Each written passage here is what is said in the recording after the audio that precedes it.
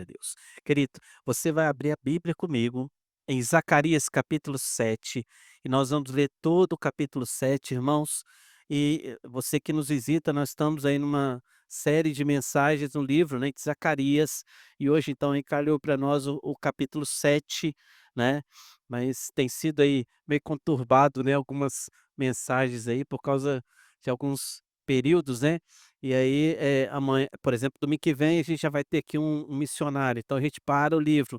Mas as mensagens têm sido edificantes, irmãos, e bem interessantes para a nossa vida. Zacarias é um profeta que vai começar o seu ministério no momento ali onde o povo está voltando para a terra de Israel, né, restaurando Jerusalém e o templo. Então ele é usado por Deus naqueles momentos ali, tanto para exortar o povo, mas também para orientar o povo sobre algumas coisas vitais para eles. Mas nós vimos e temos visto que é muito atual o texto, fala muito ao nosso coração hoje também, o livro do profeta Zacarias. E nós vamos então ler o versículo 1 ao 14. Eu queria que você estivesse acompanhando comigo. Diz assim a palavra de Deus: No quarto ano do rei Dario, veio a palavra do Senhor a Zacarias no dia quarto do nono mês, que é Quisleu. Quando de Betel foram enviados Sarezé e Regem-Meleque e seus homens para suplicarem o favor do Senhor, perguntaram aos sacerdotes que estavam na casa do Senhor dos Exércitos e aos profetas: Continuaremos nós a chorar com jejum no quinto mês, como temos feito por tantos anos? Então a palavra do Senhor dos Exércitos me veio a mim, dizendo: Fala a todo o povo dessa terra e aos sacerdotes quando jejuastes e pranteastes no quinto e no sétimo mês, durante esses 70 anos, acaso foi para mim que jejuastes? Com efeito, para mim, quando comeis e bebeis, não é não ouvistes vós as palavras que o Senhor pregou, quando Jerusalém estava habitada e em paz, e o sul e a campina eram a Zacarias, dizendo, assim, irmãos, vamos versículo 8 de novo, perdão. A palavra do Senhor veio a Zacarias dizendo: Assim falara o Senhor dos Exércitos: Escutai, juízo verdadeiro, mostrai bondade e misericórdia, cada um ao seu irmão. Não oprimais a viúva, nem o órfão, nem o estrangeiro, nem o pobre, nem o intentem cada um em seu coração o mal contra o teu próximo. Eles, porém, não quiseram atender, e rebeldes me deram as costas, ensurdeceram os ouvidos para que não ouvissem. Sim, fizeram o seu coração duro como diamante, para que não ouvissem a lei e nem as palavras que o Senhor dos Exércitos enviara pelo seu Espírito, mediante os profetas que nos precederam. Daí veio grande ira do Senhor dos Exércitos, visto que eu clamei e eles não me ouviram. Eles também clamaram, e eu não os ouvi, diz o Senhor dos Exércitos. Espalhei-os como um turbilhão por entre todas as nações que eles não conheceram, e a terra foi assolada atrás deles, de sorte que ninguém passava por ela, nem voltava, porque da terra desejável fizeram uma desolação. Oremos mais uma vez. Bendito Deus, pela tua palavra, Deus lida, e sabendo, Deus, que ela é viva e eficaz, Pai, que ela não volta vazia e que ela é, Senhor Deus, sim, a fonte onde, o Deus, o Senhor tem edificado a tua igreja através da ação do teu Santo Espírito.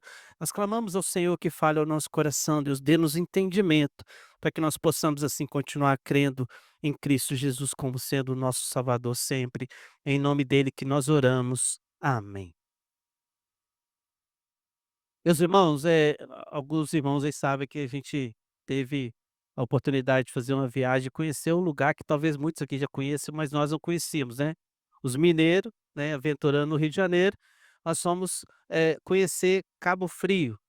E nós fomos para Cabo Frio, passamos lá, chegamos ontem, né, passamos aí um período lá, nós não conhecíamos e nós fizemos uma viagem e tivemos a companhia dos meus sogros, né.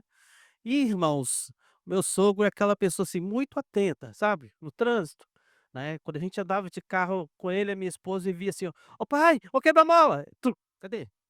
É desse jeito. "Ô pai, o sinal vermelho", onde? Não vê nada, não vê nada.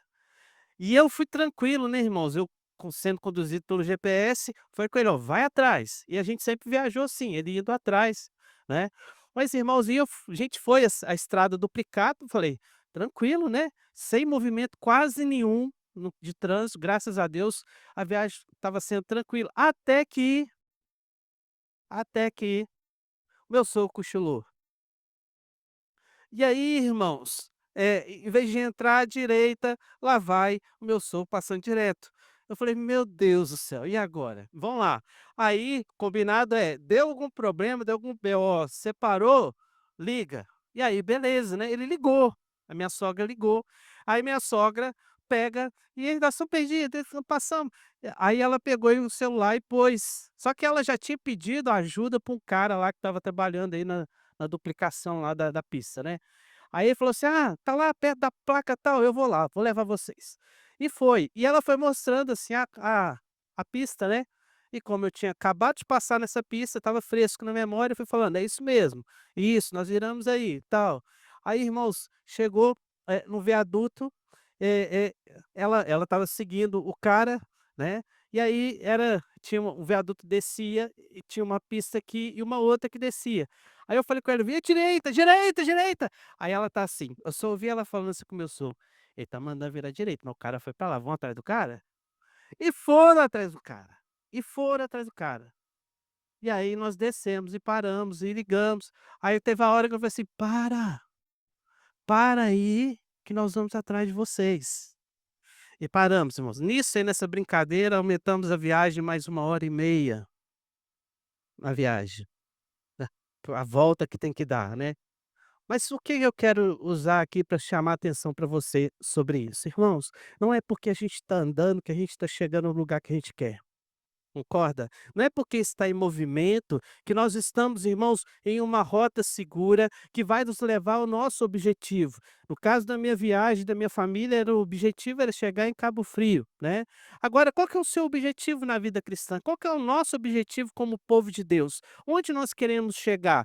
Se nós queremos chegar simplesmente, irmãos, a um momento onde nós vamos ter dentro da casa do Senhor, um relacionamento curto com o Senhor, periódico, cumprindo ali algumas exigências e alguns rituais, tudo bem, você está hoje aqui na casa de Deus cumprindo o ritual. Você veio aqui, fez o culto, né, louvou a Deus, orou, leu a palavra e volta para casa.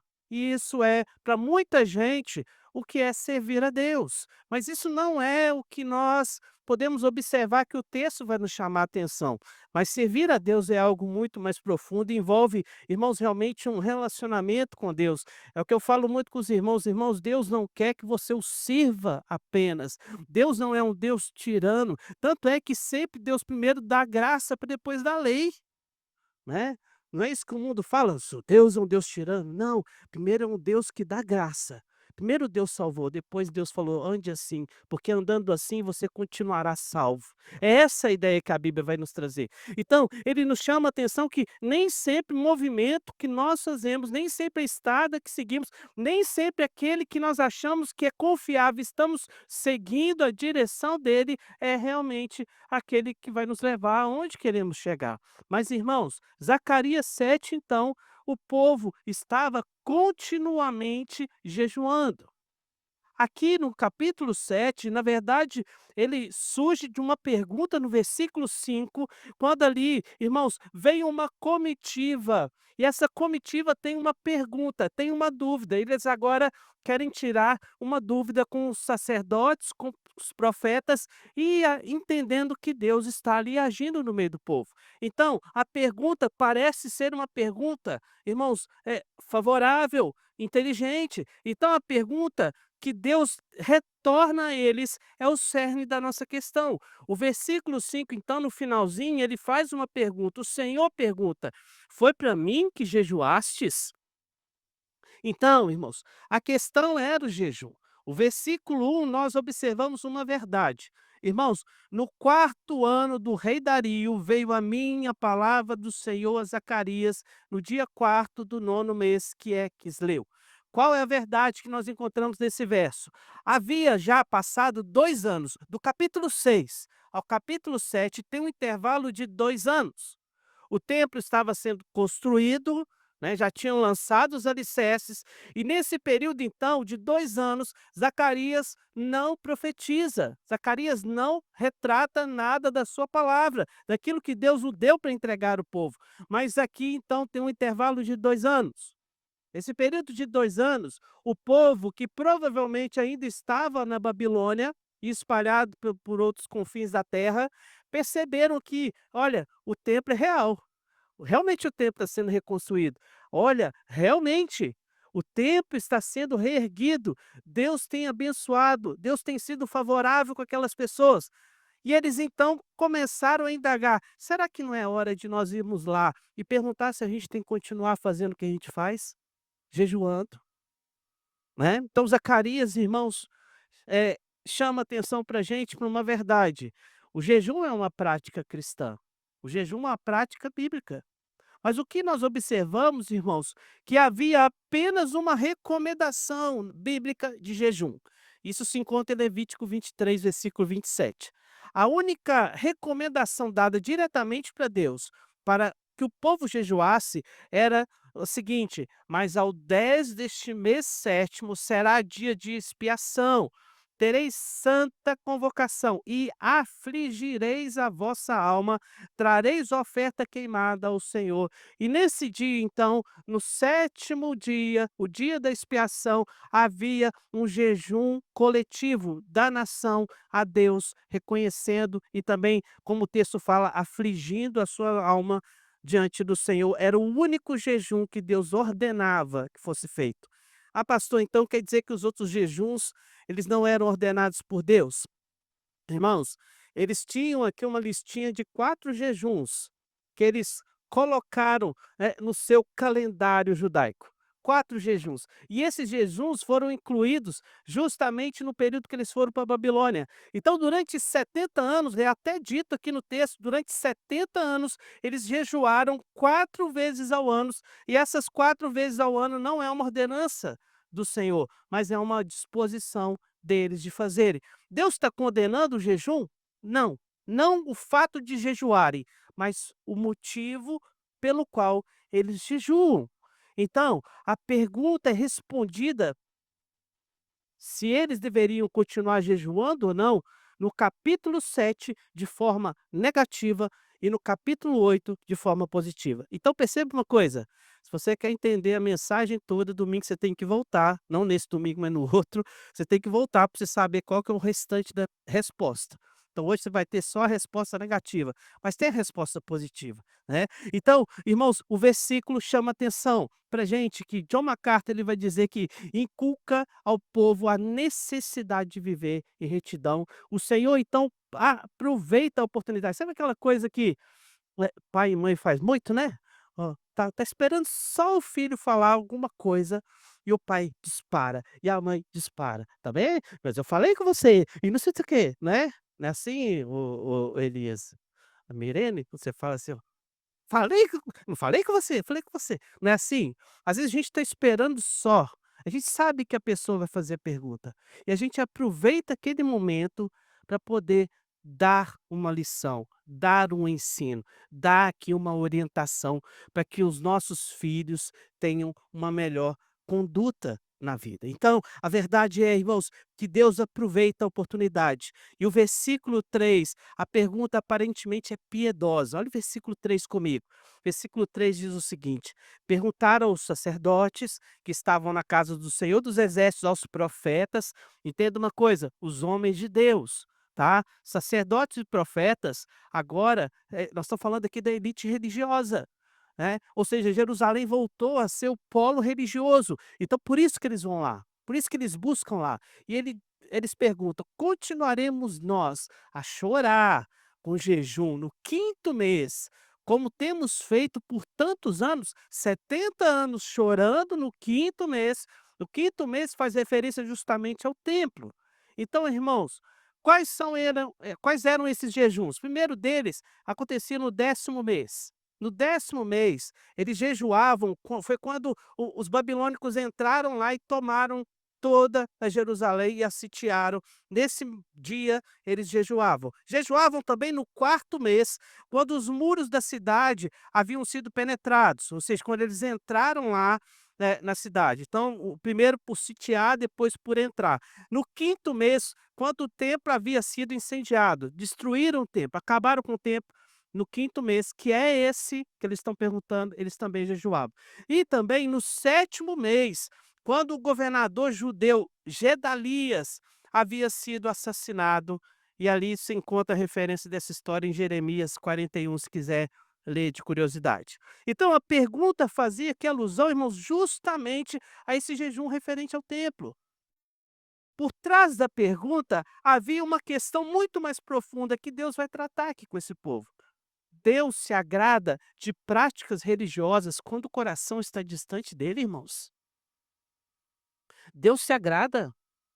Meus irmãos, Zacarias 7 responde mostrando que rituais sem arrependimento não agradam a Deus e que a verdadeira piedade se manifesta em justiça, misericórdia e obediência. Nós podemos, irmãos, afirmar aqui sem sombra de dúvida que Deus rejeita uma religiosidade vazia, onde não há arrependimento, onde não há obediência e justiça. Então, quando há obediência e justiça, nós entendemos que a pessoa se arrependeu. É isso. Obedecer e ser justo na nossa vida e na nossa prática diária quer dizer, irmãos, vivência. Então não é só chegar aqui e chorar, como eles faziam, não é só aqui afligir sua alma, como eles faziam, não é só chegar aqui, irmãos, e reconhecer, como eles faziam, mas era preciso praticar. Não é isso que Tiago fala? Se você é apenas um mero ouvinte, não um praticante, você engana os outros, mas engana também a si mesmo. Essas pessoas estão todas enganadas. Mas pela graça de Deus, irmãos, pela graça do Senhor, hoje nós temos esse texto para podermos entender o problema daquelas pessoas e como eles não agradaram a Deus e como várias vezes eles foram alertados e como simplesmente endureceram o seu coração, para que nós também não tomemos a mesma atitude, para que nós também não sigamos o mesmo caminho, mas que nós possamos, irmãos, entender que a realidade nossa, ela pode ser muito igual a esse povo, né? Simplesmente, irmãos, vivendo próximo do Senhor, bem perto, mas tão distante, porque o coração não está rendido ao Senhor, não é quebrantado ao nosso Deus. Então, meu objetivo, irmãos, mostrar com vocês aqui o que está por trás dessa pergunta. O que está por trás da pergunta no versículo 3? O que realmente demonstra aqui dentro do texto, essa pergunta? Então, irmãos, primeiramente, veja o que está por trás dessa pergunta. Primeiramente, uma pergunta religiosa que revela um coração errado. Irmãos, o versículo 1 a 3 nós observamos e lemos aqui já, né, praticamente todo o texto, dizendo que essas pessoas jejuavam e estavam ali chorando, estavam ali, afligindo a sua alma por 70 anos, e naquele período ali, simplesmente, irmãos, eles estavam aqui, né, fazendo uma prática, como o próprio Deus diz, não para Deus, mas para eles. O povo pergunta sobre o jejum no 5º mês, que era o jejum do templo, instituído durante o exílio lá, como a gente falou. Irmãos, nós precisamos entender 2 verdades antes de seguirmos. Primeiro, jejum era jejuar. Tá? O jejum, a Bíblia não aconselha que seja uma prática diária, constante, mas periódica, em algum momento do seu ano, por exemplo, você pode programar ter jejuns, né? Mas não como barganha, não, irmãos, como mérito, buscando algum mérito diante de Deus, mas para aprofundamento do relacionamento. É isso que significava o único jejum que Deus instituiu, para que houvesse um quebrantamento, que houvesse um reconhecimento, uma ideia de dependência de Deus e realmente uma aflição ali do corpo, né. E o que que significa o jejum? Para você entender aqui, jejum, irmãos, é eu dizer para Deus que essa carne, ela não tem controle sobre a minha vida, né. O ventre ou o estômago, né, o que mais domina, né. Você quer ver uma pessoa agitada, é uma pessoa com fome. Lá em casa, irmãos, lá em casa, tem umas pessoas lá em casa que se ficarem com fome, né, é complicado. Principalmente criança pequena, quem tem criança pequena aí sabe. Tá nervosa aqui que a primeira coisa que a mãe faz, enfia alguma coisa na boca, um pedaço de pão, põe lá na boca. Batata, irmãos. Não, batata não, pão, né, melhor. Mas você pôs na boca, daqui 5 minutinhos a criança outra criança, né. Então, é eu dizendo para Deus que não é o meu ventre, não é a minha vontade, não é a minha carne que domina, mas é o Senhor que controla a minha vida. Mas também, irmãos, nós precisamos entender que além dele ser legítimo, o movimento, a motivação era questionável. A motivação é questionável. Irmãos, então entenda uma coisa aqui, uma verdade que você precisa compreender. Irmãos, Deus não está preocupado com o que eu faço, mas com a motivação que me leva a fazer. Com a motivação. Por isso, querido, que eu posso estar aqui pregando para você, eu posso estar aqui cantando para você, eu posso estar aqui louvando a Deus, tocando instrumento, fazendo oração, ou seja, o que for. Isso não ser para Deus. Isso não agradar a Deus. Tem muita gente, irmãos, na frente, por exemplo, do povo de Deus, ou até sendo caridosos com as pessoas lá fora, simplesmente não agradam a Deus, porque fazem para si, para si. Então, irmãos, o povo pergunta se devia continuar com esse jejum. O nosso erro, irmãos, é que nos tornam religiosos apenas e nos leva para longe de Deus, é inferir que sabemos o que é agradável a Deus. O que esse povo fez é o seguinte: olha, vou instituir esses jejuns aqui. Ó, Deus agrada da gente, hein? Né? Tem muita gente que faz isso. Tem muita gente, irmãos, que faz estripulias para Deus e fala assim: como Deus não vai agradar disso? Né. Ah, moço, como Deus vai agradar disso? A mesma coisa, querido, né, você lembra que vocês riam de mim quando eu cheguei aqui porque eu não comia quiabo? Você é mineiro que não come quiabo. Não existe mineiro que não come quiabo, existe, tem um aqui, tem um aqui. Não adianta fazer quiabo porque você não vai me agradar. E ficam uns insistindo, né, é que você não passou fome, se você passar fome, você ia comer quiabo. Tem uns que ainda insiste. Não, você que não passou fome, senão você tinha comido. Mas irmãos, não é algo que me agrada. Deus tem a sua forma de ser agradado. Ela é bendita aqui, irmãos, detalhada, descrita. Então, é assim que eu agrado a Deus. Quando eu olho para a palavra e entendo que essa palavra, ela me chama a viver. Provérbios 21:2 chama a atenção para gente que todo caminho do homem é reto aos seus próprios olhos, mas o Senhor sonda os corações. Ou seja, Deus está olhando para o nosso coração. O salmista, no Salmo 139, versículo 23, ele fala: sonda-me, ó Deus, e conhece meu coração, prova-me, conhece os meus pensamentos. Se você ler o versículo 24, ele fala: "Vê se há em mim algum caminho mau e guia-me pelo caminho eterno". Então, irmãos, nem toda pergunta espiritual revela o coração espiritual.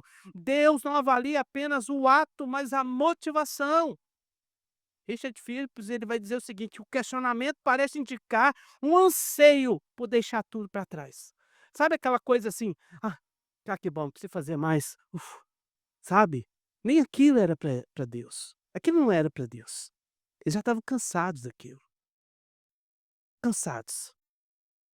Irmãos, e quantas igrejas instituem regras e mais regras, ordens e mais ordens, conselhos e orientações, e aquele jugo é tão pesado como era para os fariseus, como era para os fariseus.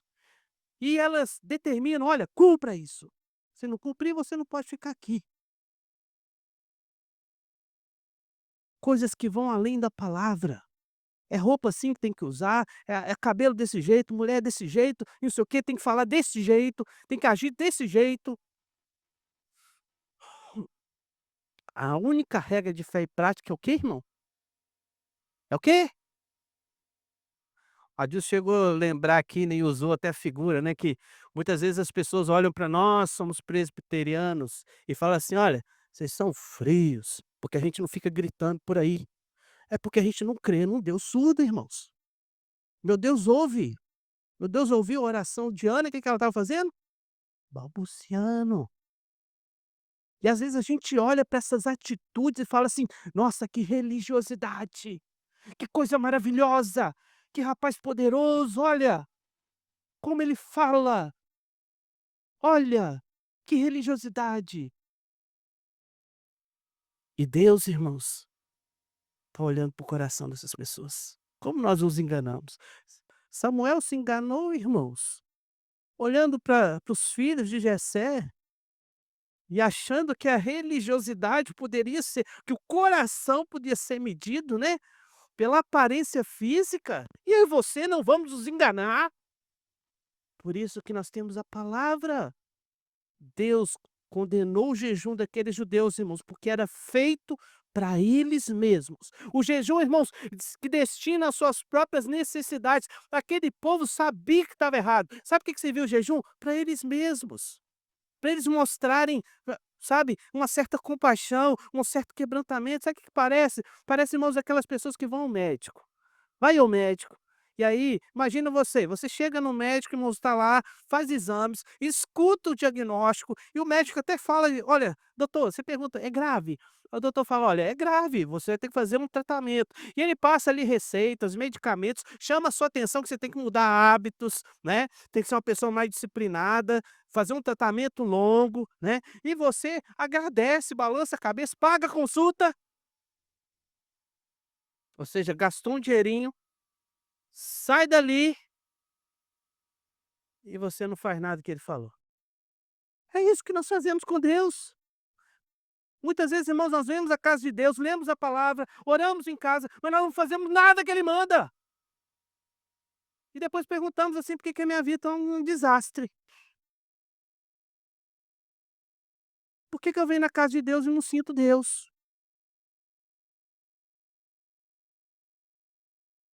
Jeremias 17:9 diz o quê? Você lembra? "Enganoso é o coração, desesperadamente corrupto. Quem conhecerá o nosso coração?". Meus irmãos, por que oramos? Por que jejuamos? Por que lemos a Bíblia? Por que ouvimos a sua palavra? Por que adoramos? Por que servimos? Irmãos, nossa religiosidade é movida pela glória de Deus ou por um hábito? Você está aqui adorando a Deus por quê? Porque seu pai te mandou? É? Ou porque você veio para acompanhar o seu cônjuge? Foi por isso? Você veio aqui para quê? Ou você veio cá porque gosta da música? Acho meio difícil, que ele está passando um momento difícil, né? Mas às vezes você gosta da música. É. Por que que você veio? Por que que você está aqui hoje? Conveniência? Que ali tem pessoas. Irmãos, na minha juventude a gente tinha um grupo de amigos na igreja, né, e a gente fazia isso. Falar nisso é uma prática até gostosa, se alguém quiser me chamar e pagar, eu até vou por você. Irmãos, a gente ia para a igreja, e a gente depois da igreja, todo domingo a gente ia pra lanchonete, comer um lanche, um hambúrguer, um troço assim. Era gostoso, juntava os jovens.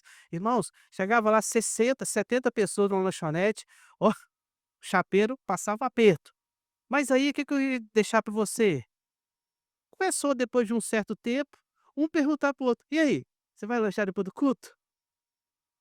Não era mais se a gente vai no culto, era se você vai lanchar depois do culto. Aí eu: "Espera aí, tem uma coisa errada aqui.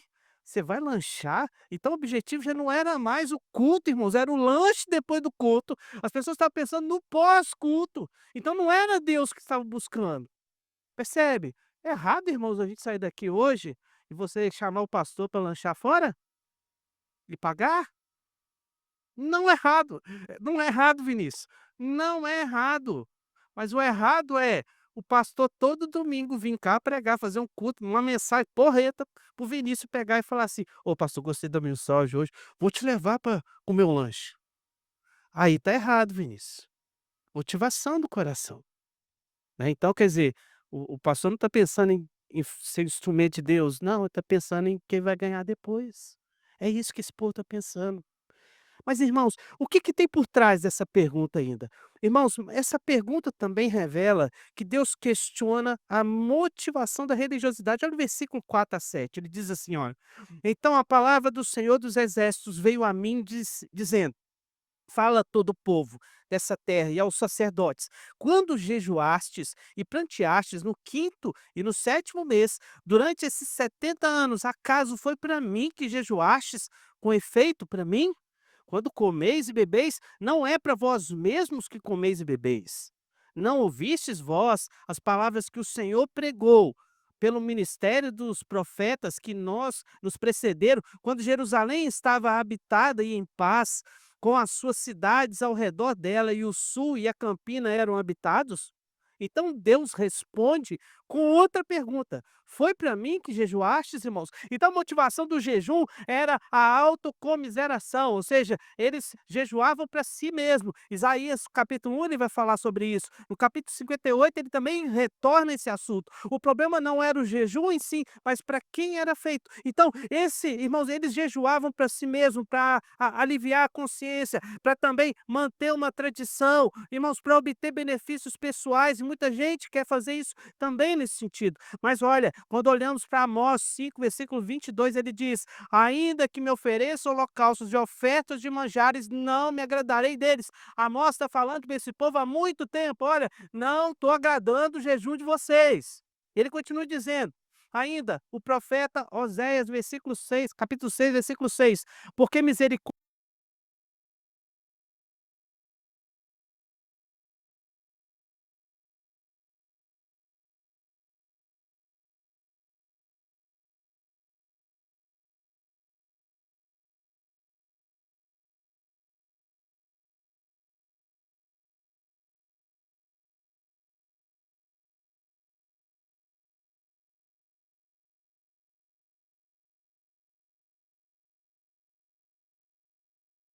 Então, irmãos, no passado foi a obediência, a desobediência da palavra que levou o povo para o cativeiro. Agora o povo quer simplesmente, irmãos, alegria, paz, prosperidade dos tempos de Davi e Salomão de volta, mas sem um coração rendido a Deus. Oi. Então não há essa possibilidade, irmãos.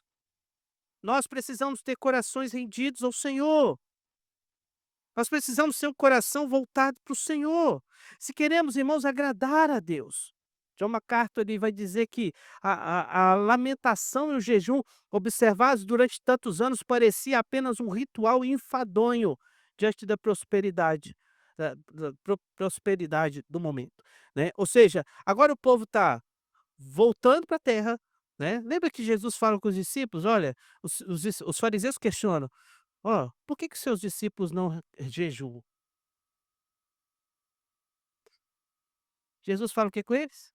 Estão em festa, o noivo está aqui, estão em festa, festa não é momento de jejum. Então perceba, irmãos, que até mesmo manter o jejum estava errado. Eles deviam estar regozijando, porque lá em Jerusalém está sendo reconstruído o templo, lá em Jerusalém os muros estão sendo levantados, agora não é momento de choro, de pranto, mas é momento de alegria. Então, irmãos, era o momento de retornar à glorificação do Senhor na sua casa. Deus rejeita a adoração que não nasce de um coração, irmãos, voltado para Ele, e Deus não aceita nada que não seja feito nesse sentido. Irmãos, nem todo culto agrada a Deus. Deus vê o coração antes do ritual. Deus sempre vai ver o coração antes. Quando Deus rejeitou a oferta de Caim, antes da oferta, ele rejeitou o próprio Caim. Tanto é que o Senhor fala: se procederes bem, serás aceito. Quando nós lemos lá no capítulo 4 de Gênesis, diz: rejeitou o Senhor a Caim e a sua oferta. As palavras de Zacarias registradas aqui, irmãos, são seu ensino espiritual sobre o assunto válido para toda a época, para nós hoje. O que que você tem oferecido a Deus? Qual é a sua motivação? Irmãos, mas o que está por trás dessa pergunta? Então tem um outro questionamento que nós precisamos fazer. Além disso, por trás dessa pergunta, nós vemos que a verdadeira religião. Deus está ensinando esse povo a verdadeira religião, obediência e justiça. Olha o versículo 7 a 10, ele fala: a palavra do Senhor veio a Zacarias, dizendo: assim falara o Senhor dos exércitos: escutai, juízo verdadeiro, mostrai bondade e misericórdia para cada um a seu irmão. Não oprimais a viúva, nem o órfão, nem o estrangeiro, nem o pobre, nem tente cada um em seu coração o mal contra o seu próximo. Versículo 10. O profeta afirma aqui, irmãos, 4 princípios para resumir o padrão de uma vida que agrada a Deus. Primeiro, ele fala de justiça verdadeira. Então, o que que as pessoas não tinham? Não eram pessoas corretas, né? Hoje pela manhã nós falamos disso, a Adilson citou uma verdade, né? Foi tocado aqui no assunto, irmãos. Hoje saiu uma pesquisa que nós somos por volta de mais de 40% de evangélicos. E nós nunca tivemos um país tão lazarento e corrupto. Nós não fazemos diferença nenhuma, nenhuma. Sabe por que que a gente não faz diferença nenhuma, irmãos? Porque a igreja não está cheia de crente, a igreja está cheia de bode. Muitas das igrejas, irmãos, são bodes que estão frequentando, não ovelhas. Deus quer ovelhas, Deus quer servos, Deus não quer pessoas que venham aqui para ser servidas. As pessoas que venham aqui servir de coração. Também, irmãos, ele destaca para a gente bondade e misericórdia. Irmãos, como nós vivemos um tempo hoje onde as pessoas são ruins. É tanta falta de bondade, irmãos, neste mundo que nós vivemos, que hoje nós temos até dificuldade, por exemplo, de ajudar alguma pessoa a chegar a algum lugar, dando uma carona, por exemplo. Nós temos dificuldade disso. Eu fico com medo de abordar as pessoas na rua. Eu sei que isso atrapalha você como crente a ser bom realmente, né. E muitas vezes você tenta ajuda uma pessoa, depois você descobre que a pessoa ali é só um aproveitador. Aí você desanima de ser bom, né, é verdade?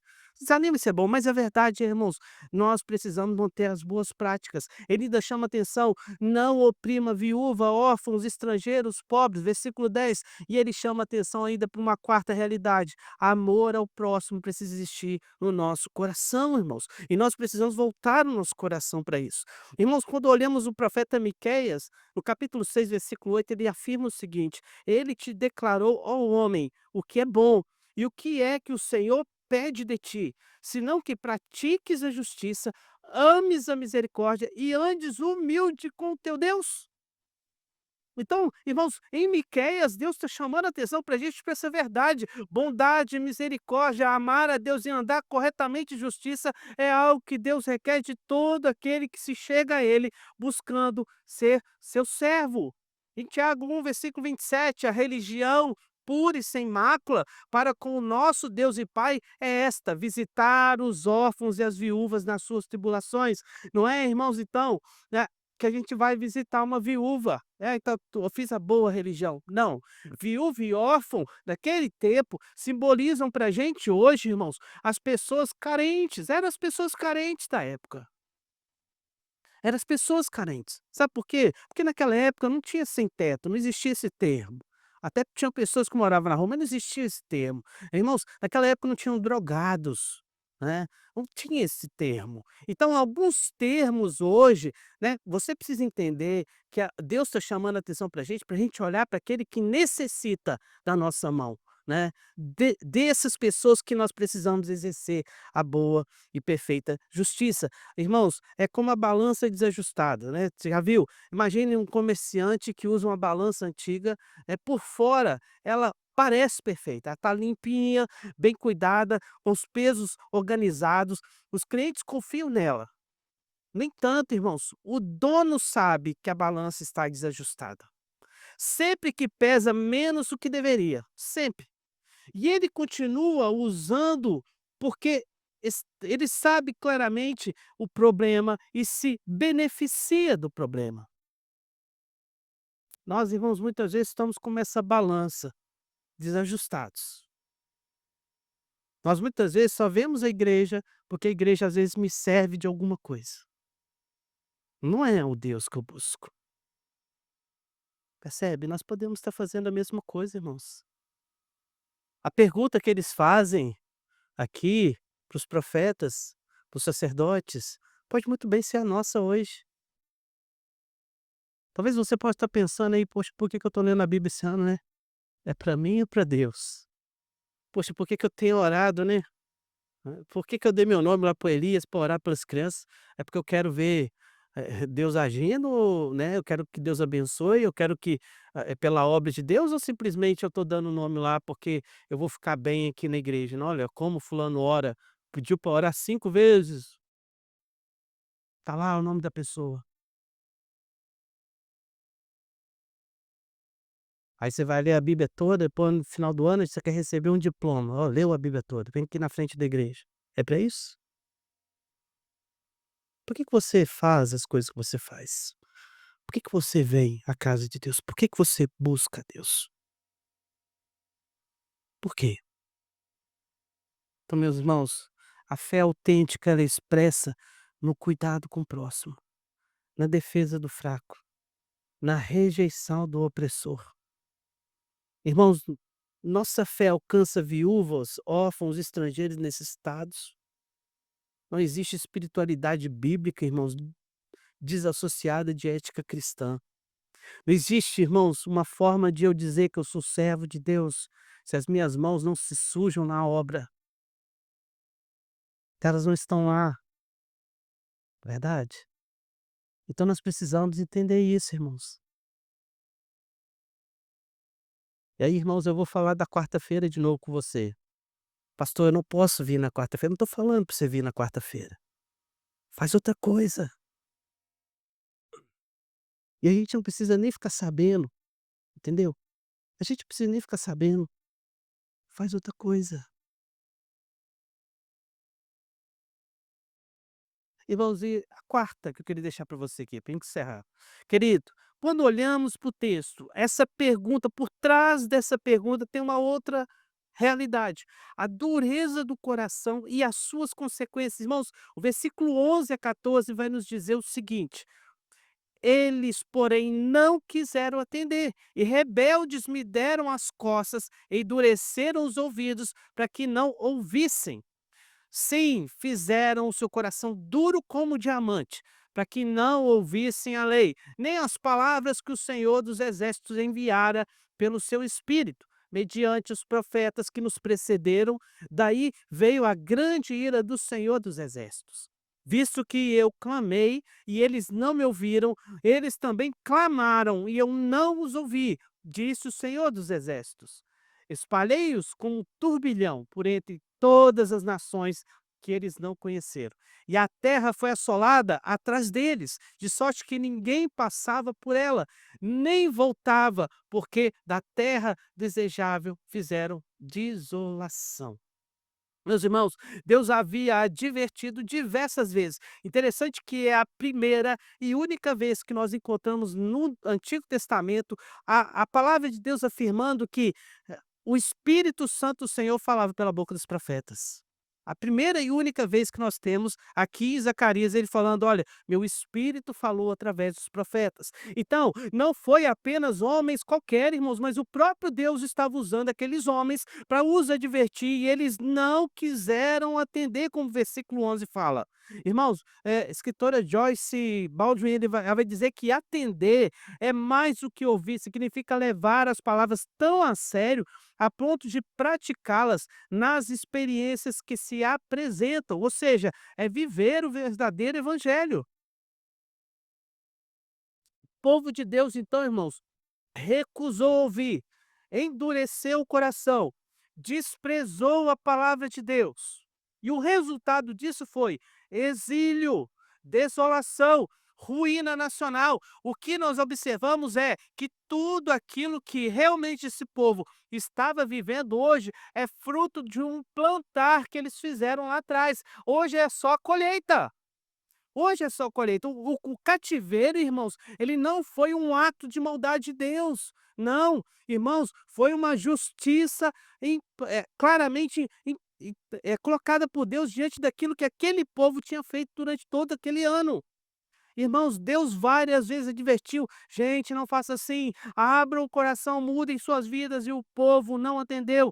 No versículo 12, irmãos, Deus chama atenção para a gente aqui através da palavra do profeta, onde nós observamos que ele usa aqui o elemento mais antigo, né, duro que havia naquela época, que era o diamante. Diamante era algo inquebrável praticamente. Então, ele chama atenção: "Olha, endurecer o coração como diamante". A ideia que ele usa aqui do diamante é não tinha jeito de voltar atrás. Esse povo está com o coração tão duro que não voltavam atrás.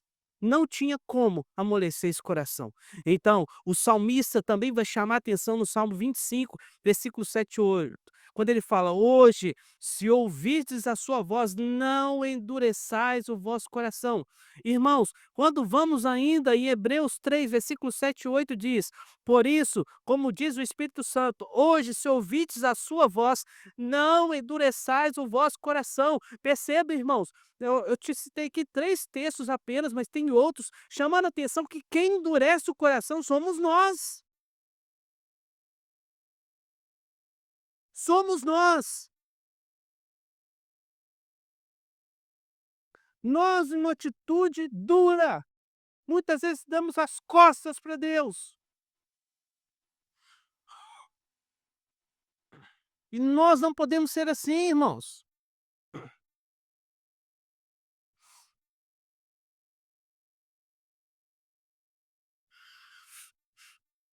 Irmãos, os últimos 2 anos, né, eu tenho conversado muito sozinho com Deus. Se me o meu pai tá morando comigo, né. Aí e meu pai, irmãos, é um exercício de paciência, e às vezes eu fico assim: "Deus, eu não vou perder minha calma, minha santidade, minha", não, não. Eu paro às vezes e falo assim: "Senhor, tem misericórdia", porque irmãos, é cansativo. E às vezes ele passa perto de mim e pergunta as mesmas coisas umas 500 vezes. E eu tenho assim: "Não, pela graça de Deus". E muitas vezes, irmãos, meu pai não é crente, então as palavras dele não são doces. Não, é difícil, muitas vezes é difícil. E se eu for olhar para o histórico de relacionamento meu e dele, ele não estava lá em casa. Ele não estava lá em casa. Não. Mas como um servo de Deus vai falar o seguinte: "Olha, não endureça o seu coração, se eu não olhar com graça e misericórdia, exercer justiça e bondade". E talvez você possa ter passado ou passou por algo parecido, querido. Não endureça o coração. Religião boa e sincera, sabe, a órfã e a viúva aqui para mim lá em casa, pra minha família, hoje é meu pai, amanhã pode ser outra coisa. A boa religião é meu pai. Você precisa fazer o que for preciso para servir a Deus com bom coração. O coração endurecido, irmãos, pelo uso. Você já viu ferreiro? Já viu ferreiro? Hoje é uma profissão praticamente extinta, né. Mas irmãos, principalmente na era medieval, tudo era feito por um ferreiro, né, tudo que fosse de metal era feito por um ferreiro, e era algo custoso, demorado, e ele pegava então um pedaço lá de aço, de ferro, né, e ele tinha que moldar aquilo com muitas marretadas, e esquentava aquilo, esfriava, até que chegasse ao ponto da dureza que ele queria. E eu estou chamando a atenção para você, irmãos, que parece que as marteladas da vida endureceram tanto o nosso coração, que parece que o nosso coração virou realmente um coração, sabe, de ferro, né, de tanta martelada que nós levamos da vida, irmãos. E às vezes o nosso coração tem sido endurecido e nós estamos concordando com isso. Nós estamos aceitando isso. Nós estamos abraçando isso, mas é o que aconteceu. E às vezes usamos até de vitimismo, irmãos. Então, às vezes você vai conversar com alguém, irmãos, a pessoa fala assim: "Pastor, você não sabe o que eu passei". Querido, você não sabe o que que Jesus passou por você. Você não sabe o que Cristo passou por você. E o que que é o seu sofrimento perante o que Cristo fez por você.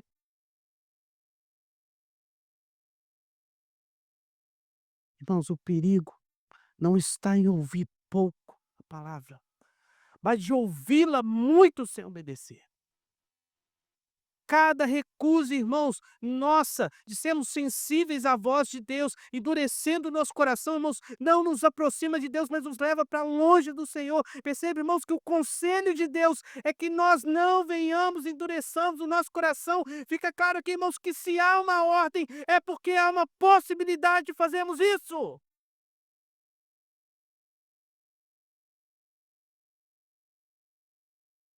Rejeitar a palavra, irmãos, sempre traz consequências. Deus fala, mas nós estamos ouvindo. Irmãos, o juízo começa quando a palavra é desprezada. Deixa eu encerrar chamando atenção para você. Zacarias 7 nos ensina que Deus não busca rituais vazios. Ele deseja corações quebrantados. Você vai hoje, você que é membro aqui da igreja, você vai hoje participar da ceia. Isso aqui pode ser só um ritual para você. Só um rito. Só isso. Mas, irmãos, quando nós olhamos Paulo nos falando, ele chama atenção e nos lembra que isso não pode ser para nós somente um rito. Quando ele fala: "Examine-se, pois, o homem e a si mesmo e coma do pão e beba do cálice". Ele não manda você procurar o sacerdote, o profeta, o pastor, o apóstolo, seja quem for, que pudesse examiná-lo e ver se os seus atos de justiça, os seus atos aparentes de justiça, a sua religiosidade se adequa àquilo que Deus quer. Mas ele chama a atenção que o exame é pessoal. Eu não vou examinar a sua vida, você vai examinar a sua vida e você vai comer do pão e vai beber do vinho. E eu deixo bem claro aqui para você, querido, bem claro. Então você hoje aqui vai sair para fora. Vai começar assim, você levanta e vai embora. Não foi isso que Deus ordenou. Paulo é bem claro: "Examine-se, pois, o homem e coma, e beba". Ele não diz o seguinte: "Olha, e se estiver bem, tiver tudo ok, você come. Agora se não tiver, não participa". Não tem essa opção no texto, irmãos, não distorça a palavra de Deus. Não tem essa opção. O que Deus está fazendo aí, com as palavras de Paulo, é nos colocando realmente contra a parede. Como é que é? Se é crente ou se não é? Se você é crente, agora é a hora. Então, querido, o que essa mesa faz também é nos colocar na parede, é nos lembrar daquilo que foi feito por Cristo. Quando Cristo estava lá na cruz, o que que foi dito por ele? "Pai, se possível, passa de mim esse cálice. Porém, seja feito a tua vontade". O próprio Cristo, irmão, estava nessa condição de não poder ter outra opção a não ser fazer o que deveria ser feito. E você hoje só tem uma opção, querido: quebrantar seu coração e voltar-se para Deus. Participar disso aqui com o coração purificado. É essa a nossa condição, irmãos. É isso o nosso dever diante de Deus. Cristo é o cumprimento dessa perfeita realidade na nossa vida, irmãos. Ele uniu adoração verdadeira e justiça perfeita. Ele transformou o coração de pedra em coração de carne e te chama também a fazer o mesmo. Te chama a fazer o mesmo. Você não é aquela pessoa velha lá de fora, não. Deus disse que fez você uma nova criatura. Você nasceu para santidade. Você não nasceu para o pecado. Por isso que Pedro vai falar: "Olha, não faça mais, não tem justificativa para você viver no pecado mais. Mas agora é hora de viver em santidade. Agora é hora de viver em pureza. Agora é hora de se dedicar a Deus". Por isso, Ezequiel 33, versículo 26, ele diz pra gente: "Dar-vos-ei coração novo, e porei dentro de vós espírito novo". Eu queria que você estivesse curvando a sua cabeça nesse momento. E a pergunta que eu faço para você é: que coração Deus pôs no seu peito aí? O que que habita em você? O Espírito do Senhor?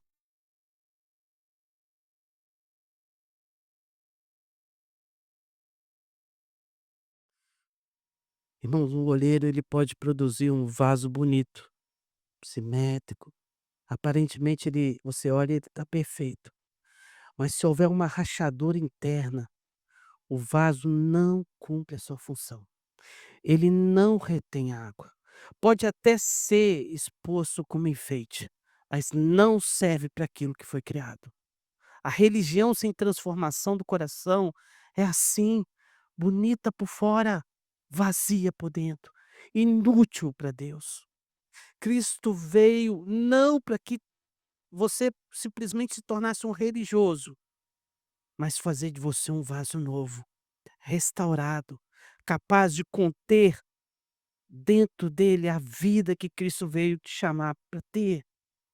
Examine o seu coração. A sua fé tem sido só externa? A sua religião tem produzido frutos de amor e justiça? O Senhor disse que obedecer é melhor do que sacrificar. Converse com o Senhor nesse momento, mas não uma conversa qualquer, mas uma conversa de coração. Fale com Deus. E se você provavelmente está aqui nessa noite e às vezes não teve esse encontro com o Senhor, Deus também pode ouvir sua voz. Converse com Ele.